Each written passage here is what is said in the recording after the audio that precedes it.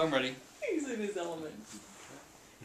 Do you guys ever see Michael Jordan on TV and stuff? Yeah. I don't know if you. Yeah. He's pretty famous and stuff. With, one of the probably the most pleasure, or probably the most honors I guess I've had in my life is meeting Michael Jordan. In fact, for over a year, every week I got to shake his hand, and the way I got to meet him is he's really tall. He's a black guy. You know, I know he's black. He's real tall. And every week he'd ride on my bus.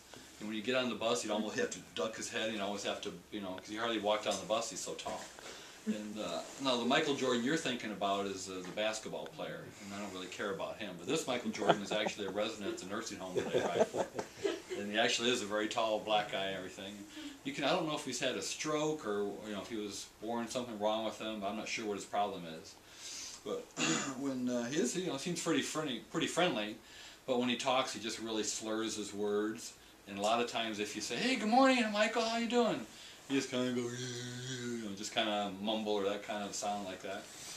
Well, normally when he gets on the bus, when I drive for the Rainbow Beach Nursing Home, normally he'd go about to the back of the bus or the middle, and after everybody get on the bus, we'd be driving to the church. The bus captain would be leading singing, and I would never really, I hear everybody singing, but I never really heard him. But there was one week where he got and he sat in the seat right behind me.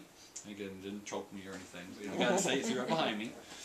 And so the bus captain's singing, "Okay, glad we're all here today, let's sing, when we all get to heaven," or whatever the song is, So the song leader's singing, what a day that'll be when we all get to heaven. And Michael Jordan's behind me, I can hear him just perfect. And he's singing, "Jesus loves me, this I know," and he's singing the whole thing, singing right along with it. But not, he's singing a different song than everybody else is.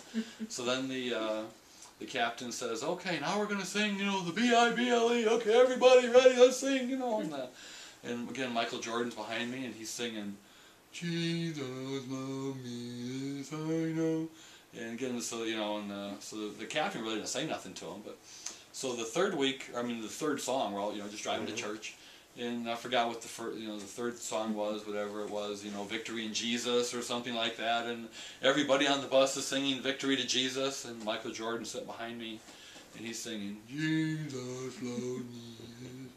And so when he got done, the bus captain looked at Michael and he said, "Michael, you must really like that song, the Jesus Loves Me song." And I could see him really clear in my mirror. And just the look of his face was kind of like, he's probably in his 40s, black guy, just regular looking guy, but you can tell when you talk to him something's wrong with him. But at least I thought something was wrong with him until I heard his answer. He looked right at the captain, and he goes, he says, "You must really like that Jesus Loves Me song," and he said, "Well," he says, "that's the only song that I know, and it's the only song I need to know." And I almost shouted when I said, "That's it. That's the only song you need to know. If you know that Jesus loves you, and you don't need to know all those other songs and everything."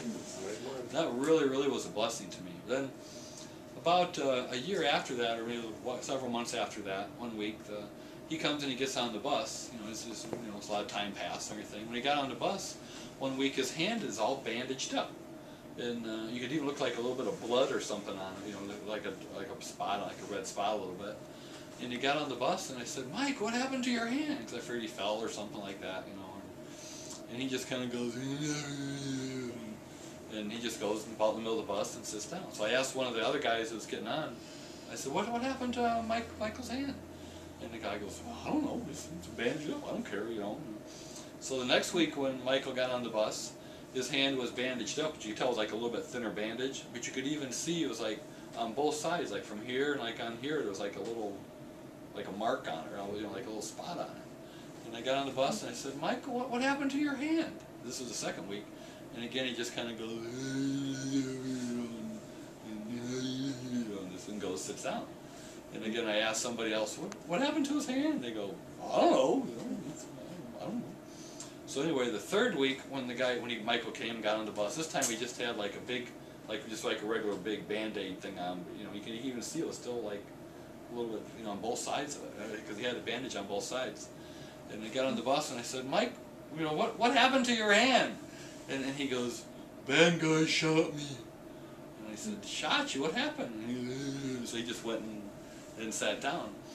And or the guy I saw right then, the guy behind him said, yeah, he was out just walking around and some guys came up to rob him, and this guy doesn't even have $1, and they pull a gun on him, and Michael put his hand out and the guy shot and the bullet went right through his hand. And then, the people just run away, the guy don't have any money anyway. But yeah, so Michael, bad guy shot me. And so Mike was still standing, I was sitting in the driver's seat, and he was standing right by the, where you come up to the top of the stairs.